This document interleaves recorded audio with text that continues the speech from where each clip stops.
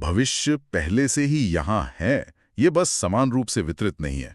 Science fiction writer William Gibson की ये line आज की हमारी बातचीत पर एकदम फिट बैठती है। आज हम भारतीय न्यायपालिका के एक ऐसे कोने में झांक रहे हैं जो चुपचाप लेकिन बहुत बहुत तेजी से बदल रहा है। यह है हमारी अदालतों और कानून की दुनिया में आर्टिफिशियल इंटेलिजेंस यानी एआई का बढ़ता हुआ दखल। इंडियन एक्सप्रेस में छपे एक शानदार आर्टिकल और कुछ दूसरी रिसर्च को आधार बनाकर हम इस टॉपिक को हर एंगल से समझने की कोशिश करेंगे। और हाँ, ये चर्चा उन लोगों के लिए खास तौर पर काम की है जो सिविल सर्विसेज की तैयारी कर रहे हैं, क्योंकि गवर्नेंस और टेक्नोलॉजी के लिहाज से ये एक बहुत ही जरूरी विषय है। तो आज हमारा मिशन ये समझना है कि सुप्रीम कोर्ट से लेकर हाई कोर्ट और प्राइवेट लॉ फर्मों तक एआई का इस्तेमाल असल में हो कैसे रहा है, कौन से नए टूल्स अपनाए जा रहे हैं और सबसे बड़ी बात, भारत के जस्टिस सिस्टम के भविष्य के लिए इसके मायने क्या हैं। चलिए शुरू करते हैं। तो सबसे पहले बात करते हैं सुप्रीम कोर्ट की। हाल ही में सरकार ने संसद में कहा था कि अदालतों में एआई के इस्तेमाल को अभी एक्सप्लोर किया जा रहा है, पर जमीनी हकीकत तो कुछ और ही लगती है। बिल्कुल, जमीनी हकीकत यह है कि एआई कोर्ट रूम तक पहुंच चुका है और इसका सबसे बड़ा उदाहरण है टेरिस, मतलब TERES नाम का एक सिस्टम। टेरिस, ये क्या चीज है? टेरिस का मतलब है टेक्नोलॉजी इनेबल्ड रेजोल्यूशन। आसान भाषा में कहें तो ये सुप्रीम कोर्ट की संविधान पीठ की सुनवाई के दौरान इस्तेमाल होने वाला एक लाइव ट्रांसक्रिप्शन सिस्टम है।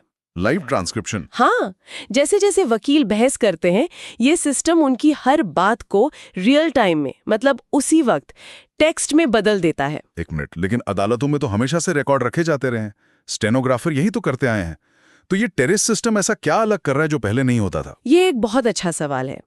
देखिए, स्टेनोग्राफर की अपनी कुछ सीमाएं हैं। जब दो वकीलों के बीच तेज रफ्तार से बहस हो रही हो तो हर एक शब्द को पकड़ना लगभग नामुमकिन है, कुछ न कुछ छूट ही जाता है। टेरिस उस रिकॉर्ड को परफेक्ट बनाता है। अच्छा।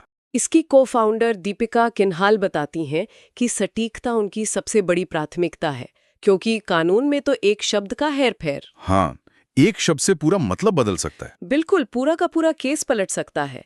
इसीलिए उन्होंने एक human in the loop system बनाया है। ह्यूमन इन द लूप, इसका मतलब एआई पहले एक ड्राफ्ट तैयार करता है, लेकिन उसी समय एक इंसान, एक समीक्षक उसे चेक करता है और साथ साथ ठीक भी करता रहता है। अच्छा, तो एआई और इंसान साथ में काम कर रहे हैं? हाँ, इससे गलती की गुंजाइश लगभग खत्म हो जाती है। नतीजा ये है कि सुनवाई का एक ऐसा रिकॉर्ड तैयार होता है जो 100% सटीक है, शब्दशाह है और जिसे आप सर्च भी कर सकते हैं। वाह! तो इसका मतलब ये है कि अब पूरी बहस का एक डिजिटल और अचूक रिकॉर्ड मौजूद है। तो क्या जज अपने फैसले लिखने में भी इसका इस्तेमाल कर रहे हैं? अभी ये जज के अपने विवेक पर है। फिलहाल इसका मुख्य इस्तेमाल लाइव डिस्प्ले और वेबसाइट पर ट्रांसक्रिप्ट पब्लिश करने के लिए हो रहा है। पर यह सिस्टम सिर्फ भारत तक सीमित नहीं है। अब दुबई, अबू धाबी और सिंगापुर की अदालतें भी इसे अपना रही हैं। ये सुनकर ऐसा लग रहा है कि एआई अभी जजों की जगह लेने की कोशिश नहीं कर रहा, बल्कि सिस्टम की उन छोटी छोटी रुकावटों को दूर कर रहा है जो सालों से अटकी पड़ी थी, जैसे कि एक परफेक्ट रिकॉर्ड बनाना। आपने बिल्कुल सही नस पकड़ी है। ये पूरी चर्चा का सबसे अहम पॉइंट है। एआई अभी जटिल कानूनी सवालों को नहीं सुलझा रहा, वो सिस्टम की प्लम्बिंग ठीक कर रहा है। प्लम्बिंग? हाँ, मतलब वो सारी छोटी बड़ी प्रक्रियात्मक दिक्कतें जो न्याय की रफ्तार को धीमा करती हैं, एआई का निशाना वही है। ठीक है, ये प्लम्बिंग वाली बात बहुत दिलचस्प है। तो अब दलीलों को शब्दशः रिकॉर्ड करना तो सुलझ गया, लेकिन केस तो सिर्फ दलीलों से आगे नहीं बढ़ता।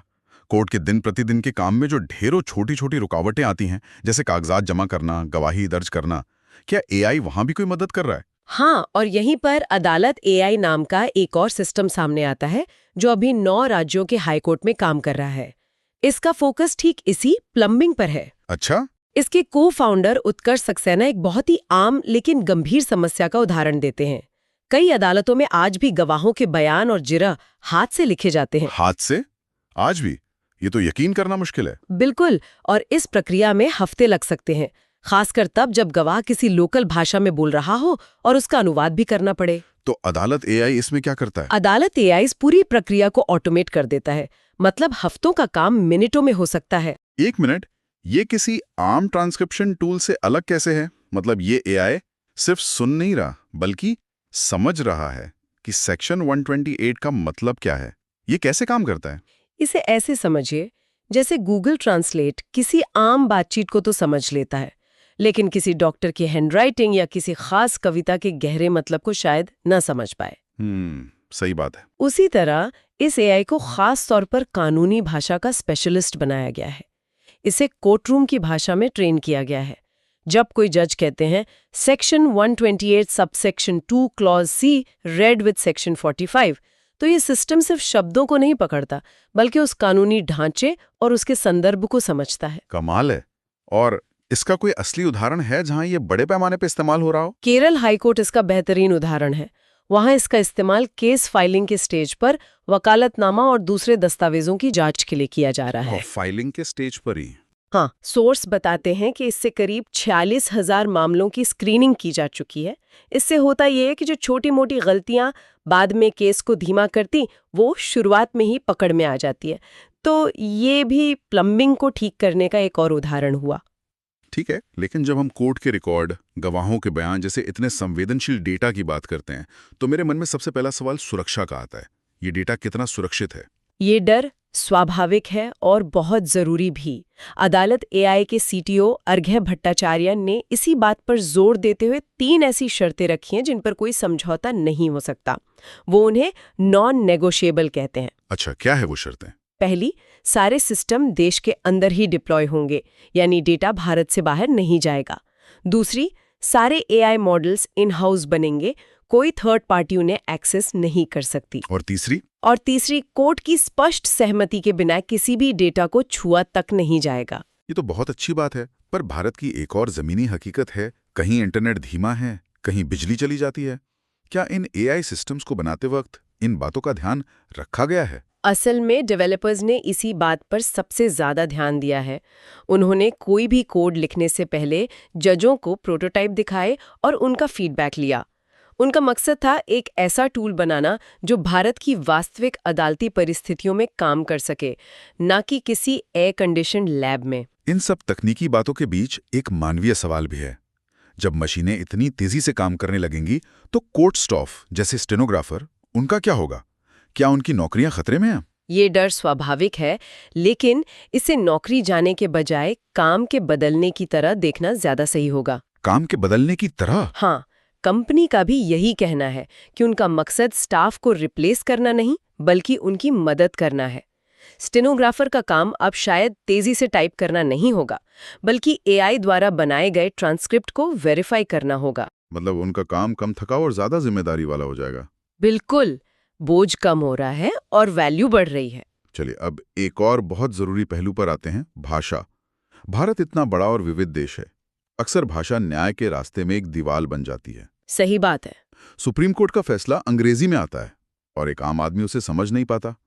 क्या एआई यहाँ कोई भूमिका निभा रहा है? हाँ, और ये शायद एआई का सबसे असरदार इस्तेमाल है। इसके लिए सुप्रीम कोर्ट स्वास यानी SUVAS नाम का एक प्लेटफॉर्म इस्तेमाल कर रहा है। SUVAS? SUVS का पूरा नाम है सुप्रीम कोर्ट विधिक अनुवाद सॉफ्टवेयर। इसका काम बहुत सीधा है, सुप्रीम कोर्ट के फैसलों और आदेशों का भारत की क्षेत्रीय भाषाओं में अनुवाद करना। और इसके नतीजे कैसे रहे? क्या ये वाकई काम कर रहा है? आंकड़े तो यही बताते हैं। पिछले साल मार्च तक के डेटा के मुताबिक 18 स्थानीय भाषाओं में 83,000 से ज्यादा फैसलों का अनुवाद किया जा चुका था। 83,000 से ज्यादा? हाँ, इनमें सबसे ज्यादा करीब 36,000 हिंदी में थे, लेकिन पंजाबी, बंगाली, तमिल, तेलुगु, मराठी जैसी कई और भाषाओं में भी हजारों फैसले अनुवाद किए गए हैं। ये एक्सेस टू जस्टिस यानी न्याय तक पहुंच को जमीनी स्तर पर सच करने जैसा है। ये तो हुई अदालतों की बात, लेकिन वकीलों और बड़ी बड़ी लॉ फॉर्म्स की दुनिया में क्या चल रहा है?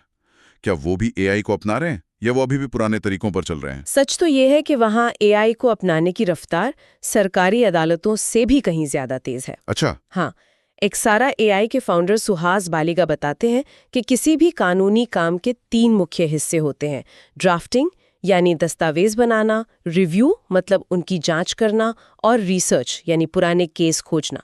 एआई अब इन तीनों में दखल दे रहा है। तो एक तरफ सरकारी अदालतें हैं जो धीरे धीरे लेकिन सुरक्षित तरीके से एआई अपना रही हैं, और दूसरी तरफ प्राइवेट लॉ फर्म्स हैं जो शायद ज्यादा तेजी से आगे बढ़ रही हैं। बिल्कुल, प्राइवेट सेक्टर में कंपटीशन ज्यादा है, इसलिए एफिशिएंसी की जरूरत भी ज्यादा है। पहले वकील एआई का इस्तेमाल सिर्फ बेसिक ड्राफ्टिंग के लिए करते थे, जैसे कोई कानूनी नोटिस बनाना। डॉक्यूमेंट रिव्यू यानी सैकड़ों पन्नों के कॉन्ट्रैक्ट को जांचने में उन्हें एआई पर ज्यादा भरोसा नहीं था।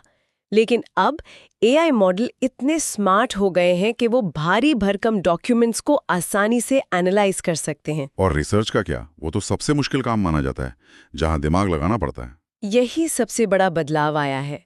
पहले माना जाता था कि रिसर्च का काम एआई नहीं कर सकता, लेकिन अब सही डेटा और सही कमांड, जिसे प्रॉम्प्ट कहते हैं, उसके साथ एआई न सिर्फ काम के केस ढूंढ सकता है बल्कि उन केसों से तर्क निकालकर एक समरी भी तैयार कर सकता है।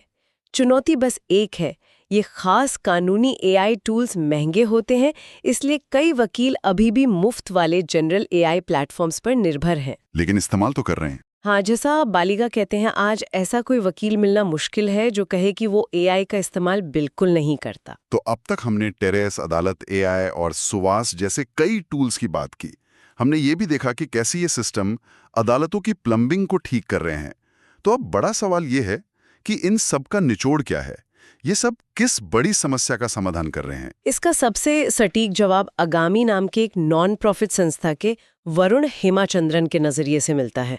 उनका एक बहुत ही गहरा अवलोकन है। क्या कहते हैं वो? वो कहते हैं कि ज्यादातर मामलों में अदालतों को धीमा करने वाली चीज कानून की जटिलता नहीं होती, बल्कि फाइलों तक, सूचना तक और काम करने वाले सिस्टम तक पहुंच की कमी होती है। वाह, मतलब असली दुश्मन तो प्रक्रिया है, कानून नहीं। The process is the problem. बिल्कुल। सोचिए, अगर एक वकील को केस की फाइल ढूंढने में ही 2 घंटे लग जाएं, या एक गवाह का बयान दर्ज होने में 2 हफ्ते लग जाएं, तो न्याय में देरी तो होगी ही। सही बात है। ये सारे एआई टूल्स इसी जड़ पर हमला कर रहे हैं। केस मैनेजमेंट, ट्रांसक्रिप्शन, सूचना तक आसान पहुंच, अनुवाद, ये सब उसी प्रणालीगत अक्षमता को दूर कर रहे हैं। ये न्याय सुधार की दिशा में एक बहुत ही व्यावहारिक और जरूरी कदम है। ये सिस्टम के इंजन की ट्यूनिंग करने जैसा है। तो आज की बातचीत से ये तो साफ है कि एआई अब भारतीय कानून व्यवस्था के लिए कोई दूर का सपना नहीं, बल्कि आज की हकीकत बनता जा रहा है। सुप्रीम कोर्ट के टीरेस और सुवास से लेकर हाई कोर्ट के अदालत एआई तक, ये टेक्नोलॉजी स्पीड, एक्यूरेसी, भाषा की बाधा और मैनेजमेंट जैसी चुनौतियों से निपटने में सीधी मदद कर रही है। हाँ, ये सिस्टम की प्लम्बिंग को दुरुस्त करके न्याय की रफ्तार बढ़ाने का एक शक्तिशाली जरिया है। बिल्कुल। और इस पूरी चर्चा से एक सवाल उठता है, जिसे हम अपने श्रोताओं के सोचने के लिए छोड़ सकते हैं। जरूर। अभी हमने देखा कि एआई एक असिस्टेंट या सहायक की भूमिका में है, लेकिन उस भविष्य के बारे में सोचिए, जब ये सिस्टम सिर्फ ट्रांसक्राइब करने या फाइल मैनेज करने तक सीमित नहीं रहेंगे, बल्कि डेटा के आधार पर कानूनी दलीलें सुझाने या मुकदमों के नतीजों की भविष्यवाणी करने में भी सक्षम हो जाएंगे। तब ये पक्का करने के लिए हमें किन नए नैतिक नियमों और गाइडलाइंस की जरूरत पड़ेगी, ताकि न्याय का सार, जो कि फंडामेंटली मानवीय है, वो बना रहे। ये वाकई एक गहरा सवाल है और इस पर सोचना बहुत जरूरी है। इस शानदार बातचीत के लिए आपका बहुत बहुत धन्यवाद। और अगर हमारे सुनने वालों को ये जानकारी काम की लगी हो, खासकर उन्हें जो गवर्नेंस जैसे विषयों की तैयारी कर रहे हैं, तो हमें लाइक और सब्सक्राइब जरूर करें। आपके कोई सवाल या विचार हो तो कमेंट्स में हमें बताइए, हम जरूर पढ़ेंगे।